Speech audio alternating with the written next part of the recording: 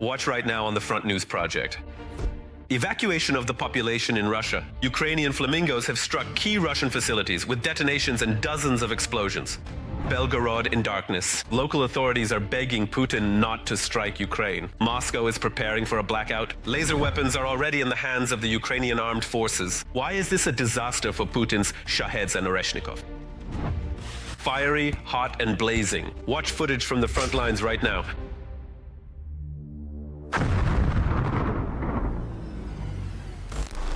Greetings, this is Vladimir Timoshenko with you, and we're starting right away with the main topic. Ukrainian flamingos are striking the largest ammunition depot of the Russian Federation in the Volgograd region. In the Tambov region, a military facility was hit, and in the Komi Republic, which is 2,000 kilometers from Ukraine, there were strikes on an oil refinery. Watch our report for the latest activity at military sites all across Russia. We're bored. Stagnation. We want some action. The Ukrainian Defense Forces have once again carried out a series of successful strikes on military targets belonging to the Russian occupying forces.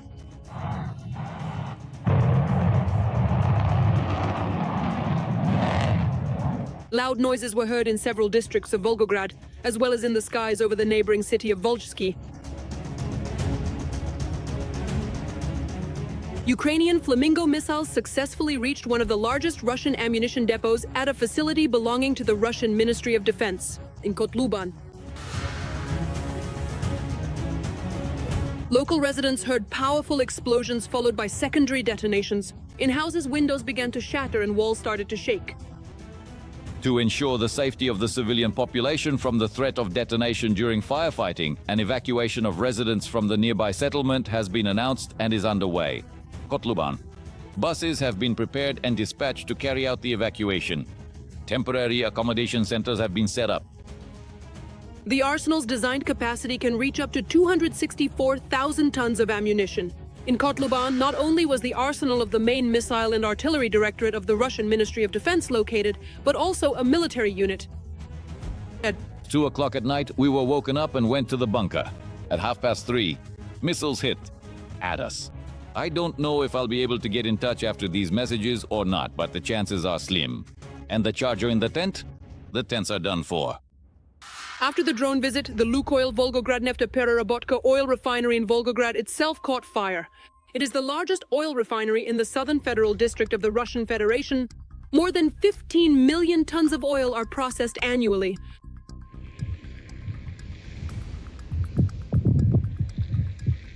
The missile strike on the Volgograd region is already the second attack in the past 2 days. Before that, there was a strike on an oil depot, Jutovskaya. It is involved in supplying fuel to Russian troops.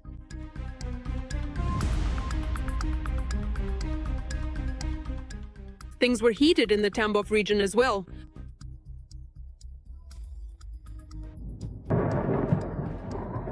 The Industrial Technological College is on fire.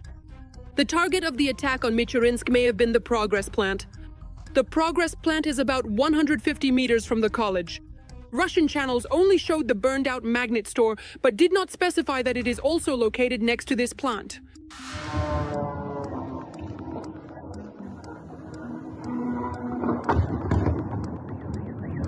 Progress produces equipment for aviation and missile technology, as well as for gas and oil pipelines.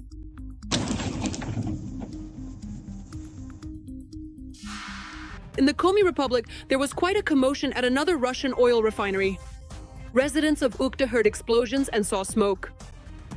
They were indeed hit by aircraft-type drones. Here, the Lukoil Ukhta oil refinery was on fire. By the way, it's about 2,000 kilometers from the Ukrainian border.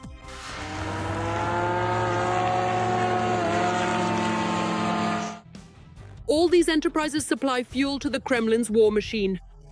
Belgorod, which has been abandoned by the Kremlin leadership and isn't given air defense missiles, once again received a retaliatory strike for attacks on Ukraine's energy infrastructure. Living in Belgorod is like playing a game. Right now you have electricity, and then suddenly, in an instant, no electricity, no heating, no communication. At least there's still water for now, thank goodness. At least they haven't taken that away. More than 10 missiles hit the Luch CHP plant, the Frunzensky, Belgorod and Donetsk electrical substations. Missile threat, the door is open. It's really booming out there with the door open. Oh, how loud it is. The city is once again without electricity and heat, yet residents keep receiving utility bills with huge amounts. This amount is twice as high as the payment for January. And yet Governor Gladkov promised that charges for undelivered services would not be collected. Amounts that were paid for undelivered services will either be billed or reversed. And together with you, we will definitely monitor this entire process. Belgorod has been abandoned. Russia has lost major oil and gas enterprises, defense industry plants, and military arsenals. But the Kremlin authorities still want to continue this bloody war. And Now, an analysis of the operational situation on the long-suffering Pokrovsk front line. Fierce fighting continues. Since the beginning of the day, the occupiers have made 25 attempts on the Pokrovsk front. They tried to push our soldiers from their positions in the areas of Rodinske, Novolexandrivka, Shevchenko, Kotline, Pokrovsk, Molodetske, Novopavlivka, Beletsky, Novopodhorodne, Dakhne, and Ivanivka. The defense forces are holding back the occupiers and have already stopped 23 attacks. Laser air defense systems are already at the disposal of the Ukrainian armed forces, and they are already successfully shooting down enemy drones. Right now, we will tell you about and show this unique development by Ukrainian weapons engineers in action. Let's watch. Laser weapons are now in Ukraine. What seemed hard to believe just a few years ago has now become a reality. It will first be used in the rear and then directly deployed to the line of engagement. Oh, The Atlantic reports that Ukrainian engineers have made a breakthrough in the development of laser weapons, citing American journalist Simon Schuster. The man personally visited Ukraine and saw both the development itself and its operation with his own eyes. The laser rotated while its cameras tracked the target. The operator shouted, "Fire!" Within seconds, the drone caught fire as if struck by an invisible lightning bolt and then fell to the ground in a fiery arc. At the same time, Schuster mentioned that the military call the development Sunray, which means sunbeam. Its size allows the system to be placed in the trunk of a regular pickup truck, and during operation, the installation is silent and emits no light, which enables it to work covertly from any location. most likely these systems will initially be used to intercept those same drones. It is possible that in the future we can talk about using it against missiles. We can also talk about using it against UAVs, but that will take time. I should note that earlier there was already talk in Ukraine about developing its own laser weapon. At that time, the information was made public by the commander of the Ukrainian Armed Forces Unmanned Systems, Vadim Sukharevsky. It was said that the laser is capable of destroying enemy targets at an altitude of about 2 kilometers. The advanced Ukrainian combat laser system is capable of successfully shooting down various aerodynamic targets at altitudes reaching well over 2 kilometers high. These are serious tactical and technical characteristics. The fact is, its American counterpart has an effective range of about 1.6 kilometers. Accordingly, when the Ukrainian side announces tactical and technical characteristics, specifically a target engagement range of 2 kilometers, we can say that this is a significant breakthrough for the Ukrainian defense industry in developing innovative strike systems. Analysts note that, as a rule, a laser installation is usually accompanied by other systems. The system includes a powerful energy source, which is why it is often mounted on large vehicles. This is the case when we're talking about a mobile installation. Now, however, considering that the Ukrainian laser operates from a car trunk, it is likely that our engineers have also achieved a breakthrough in terms of the system size. It is certainly not a mere coincidence that they choose to install these massive systems on ships or other formidable maritime platforms that can sustainably facilitate their own large-scale electricity generation. In fact, even the Striker vehicle has a dedicated onboard power station that enables it to successfully deliver those 50-kilowatt pulses. Now, about the power output. The stated specifications of the well-known American and British laser weapons today are around 50 kilowatts. This ensures the guaranteed destruction of aerial targets at altitudes up to 2 kilometers. Ukraine, however, appears to have managed to surpass these specifications. Apparently, the laser's power is over 50 kilowatts.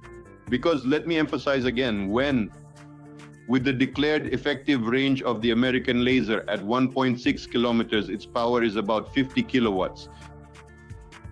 In addition, it should be noted that a similar combat laser has also been developed by the British side.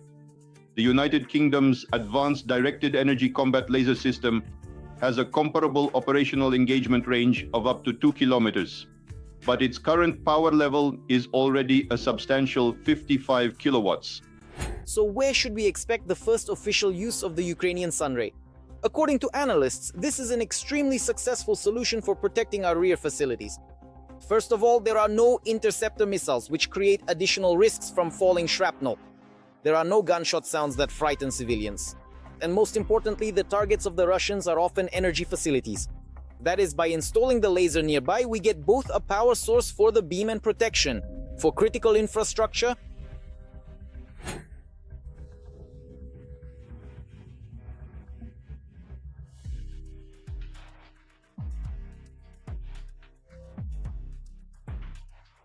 It will certainly happen in the future, without a doubt. To start things off, Be used in the rear, and then it will be directly deployed to the front lines. When we are able to operate the way most tactical aviation aircraft do, when the laser in real-time mode must track targets and immediately lock on in order to direct that energy beam there. according to Western journalists, the Ukrainian laser weapon program lasted about 2 years and cost several $million. However, the installation itself is now valued at several $100,000 and can be used multiple times, which is significantly cheaper than purchasing or producing missiles for existing air defense systems.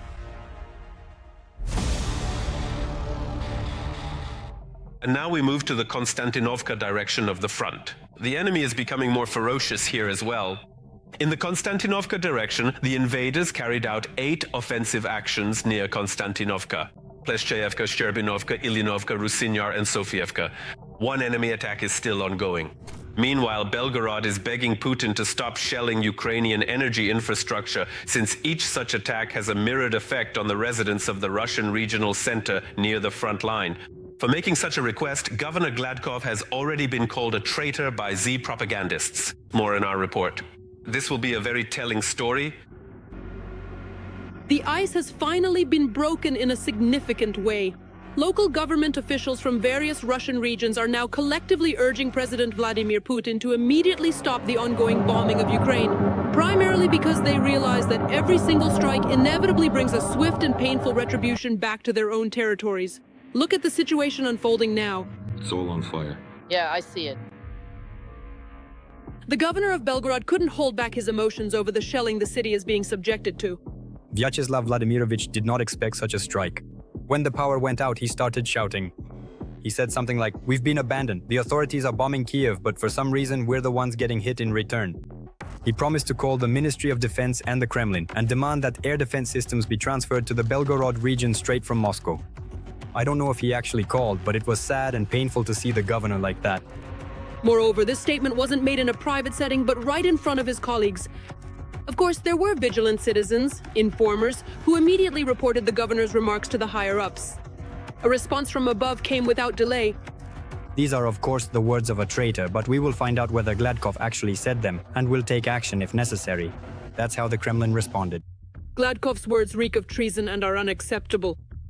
No wonder the Russian elite got tense, because until now, none of the high-ranking officials had ever allowed themselves to publicly criticize the Kremlin's actions.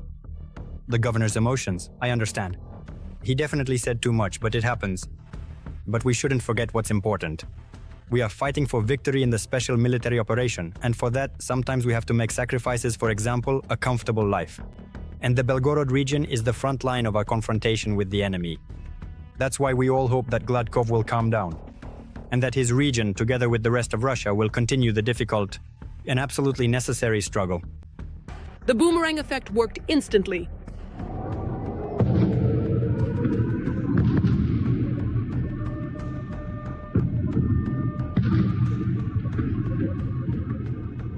The war has come to Russia.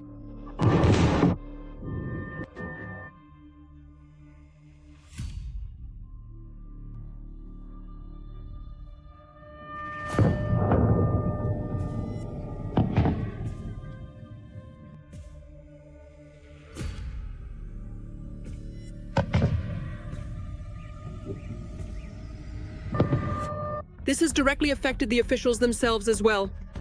No one feels Moscow's involvement in the affairs of Belgorod residents. It feels like the governor, the regional authorities are kind of with us. They're worried too. Blackout. And the governor is actively selling this idea to people. He says, I also got stuck in an elevator during the blackout. The governor is showing his concern that he can no longer solve the region's problems himself. The actions our energy workers and heating specialists have taken over the past 2 days have not yet led to the long-awaited result. So by no means are we making excuses. I'm simply explaining the technological complexity of the current situation. Gladkov even announced a partial evacuation of residents due to problems with water, electricity, heating, communications, and constant alerts. In order to save the entire system, shutdowns are being implemented. The shutdowns last from 2 to 4 hours. I'm confident that in the near future, the number of such shutdowns will decrease. Due to damage to the infrastructure, the situation in Belgorod now resembles the situation in Kyiv and other Ukrainian cities that are being mercilessly bombed by the Russian army. The Russian army has carried out a massive strike with high-precision weapons on Ukraine. There are serious heating problems in the cities. It's minus 26 degrees in Kyiv right now. There are rumors that the governor of the Belgorod region has repeatedly asked Moscow for additional air defense resources to protect the city. However, the Kremlin responded that there is no such possibility. There is a blackout and electricity is supplied intermittently for only a few hours a day. People are left without electricity, heat, or water. Well, do you understand what's going on here or not? Does anyone understand this? What happened? Why is all this happening? It's precisely because of the Kremlin's complete lack of response that Belgorod is freezing without heat or electricity. There was a steady flow of prisoners. And in the month of October, it was particularly difficult.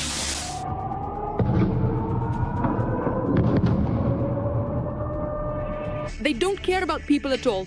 Not only is there no air defense, but they've also been deprived of communication means.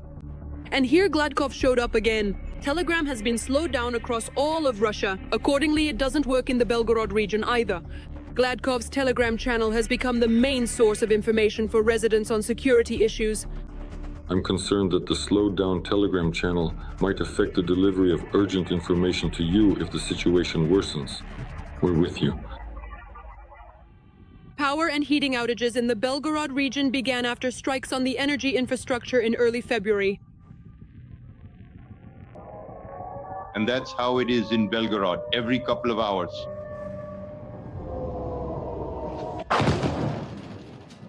After the shelling of the Luch CHP, the Belgorod CHP, and the Frunzenskaya substation, thousands of homes were left without utilities.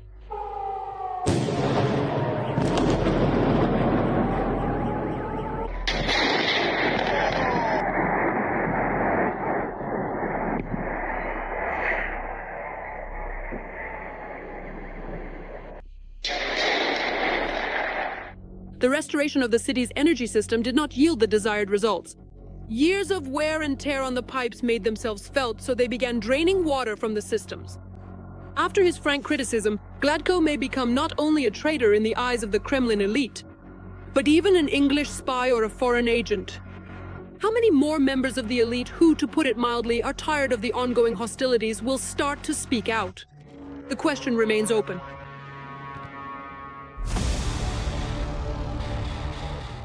And now it's time to analyze the situation on the Huliaipole front. Let's be honest, this is yet another sacred goal for Putin and his entire pack.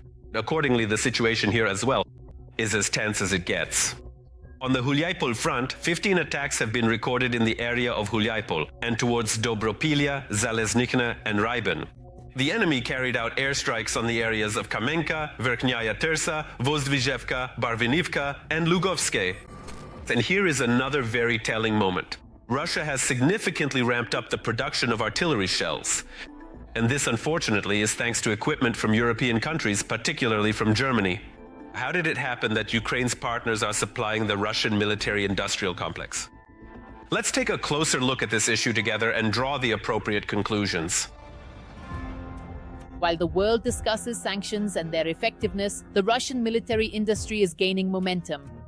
Over the past year, Russian military products have been supplied to more than 30 countries around the world. And the total foreign currency revenue exceeded $15 billion. Despite restrictions from the EU and the US, Moscow has not only maintained but also significantly increased weapons production. Moreover, they are modernizing key enterprises, stocking up on imported equipment from Europe and the beautiful, vibrant, and culturally rich island of Taiwan located in East Asia. After the so-called shell shortage of 2023, when there was an acute lack of ammunition at the front, Moscow was forced to turn to Iran and North Korea. But it quickly realized that imported shells come with problems of quality, incompatibility, and reliability. And so the Kremlin bet on what it considers its only guaranteed resource, its own military-industrial complex. From that moment, accelerated modernization began. Putin believes that Russia has enough resources, economic, financial, military, and essentially human, to continue the war for a year or two.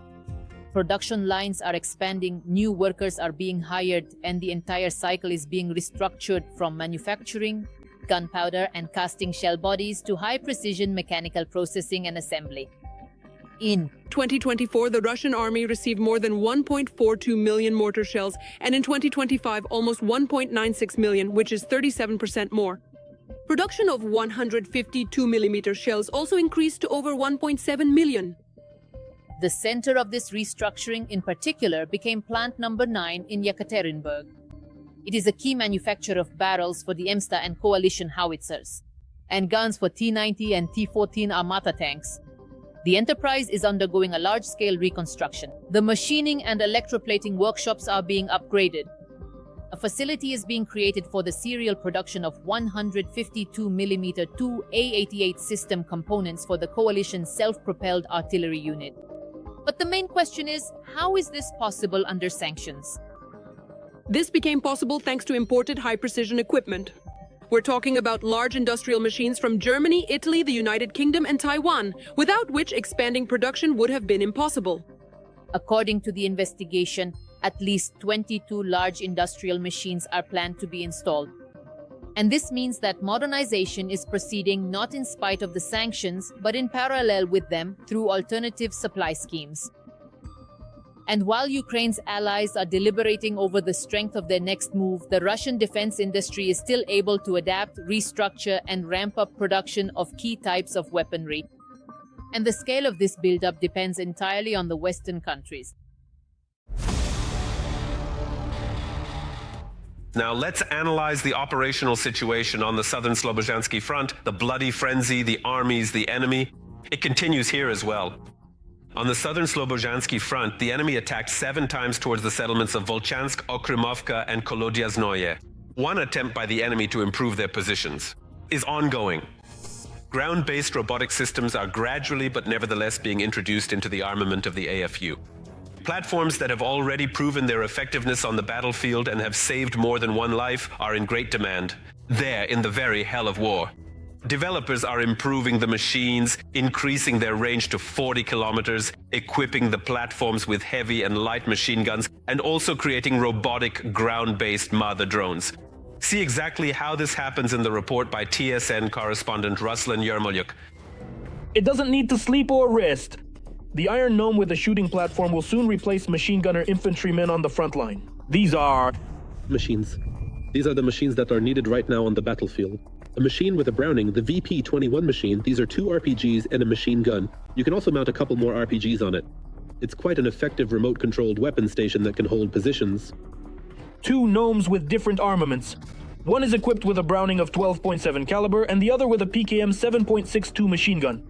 Both machines are currently being tested at the training ground in a combat brigade. If we take the Kalashnikov PKM machine gun, we shoot at 400 meters and out of 10 shots, we get 8 hits. They hit the target. Our maneuverability is good, with a maximum speed of 10 kilometers per hour. Off-road capability is also good, thanks to the tracks, and it handles quite well too. Ground robotic platforms with machine guns can cover distances of up to 40 kilometers over difficult terrain. To prevent the drone from tipping over during firing, special stabilizers have been installed. Our goal is to develop a wheeled tracked vehicle. If the tracks are lost, this platform can still move on its wheels. Its versatility lies in the fact that it's a multi-platform. Depending on the task, it can serve as a logistics platform, a combat platform, or even a platform for an FPV drone. The versatility of the Gnome allows it to be converted from a logistics or evacuation vehicle into a combat one. If the tracks are knocked out, it can still move on wheels. If these drones had existed a year and a half, 2 or 3 years ago, the war would already be different. But they only appeared a year ago, and now they're being scaled up, so by summer the war will be completely different. It will be a war of robots, and it will be machines, not people, doing the work. The NRK is protected by several types of communication links. If one is jammed, another kicks in, and the drone can keep moving and carry out combat missions on the front line. Such drones are already gradually being introduced into combat units, particularly in the Zaporizhia direction, where the enemy is intensifying assault operations. Intelligence is recording the movement of reserves. We see their attempts to bring in as many assault units as possible here in order to consolidate their success, and to transfer forces from the Stepnohirsk and Huliaipole directions to the Orikhiv direction, so that they can control both the logistical routes and get within direct artillery firing range of Zaporizhia. However, the assault drone is not the only new development. Based on the same Gnome platform, they developed a drone mothership that can penetrate behind enemy lines and remotely deploy drones. It can launch a dozen AI-powered drones from its platform. The main idea is to involve artificial intelligence in battlefield management. A reconnaissance drone assesses the situation and transmits data to a cloud storage. There, targets are identified and then commands are sent to the drones. The executors equipped with machine vision are tasked with striking the target. War brings changes. The battlefield is constantly evolving. Ground-based robotic platforms are appearing more and more frequently at the front lines, saving lives, evacuating personnel, and delivering supplies and ammunition. This saves the lives of our soldiers. After all, the loss of a machine is nothing compared to the loss of a soldier. That's all for today, but very soon on Front News. New, unique reports from our journalists in the hottest spots of the war, brought to you so that you know the truth. This was Vladimir Timoshenko with you. Take care of yourselves and your loved ones.